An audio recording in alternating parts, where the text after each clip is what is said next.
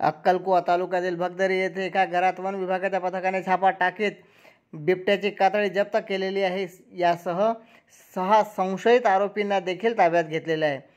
One विभागाला मिळालेल्या गुप्त बातमीवरून नियतक्षेत्र भगदरी या ठिकाणी रणजित करमसिंग पाडवी यांच्या घरातून छापा टाकल्यावर येथे बिबट्याची एक कातडी मिळाली। जागेवर 6 आरोपींना पकडले असून कोर्टात हजर करण्यात आले होते व पुढील तपास वन विभाग करीत आहे। यासह अजूनही आरोपी असल्याचा संशय वन विभागाने व्यक्त केलेला आहे।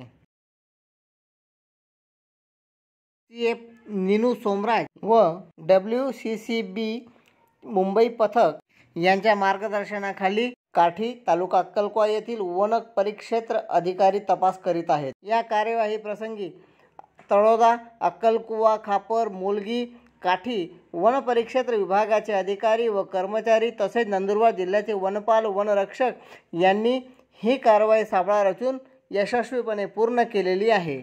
अक्कलकुवा तालुक्यातीलच नव्हे तर पूर्ण सातपुडा डोंगर दिवसेंदिवस बोडका होत चाललेला आहे।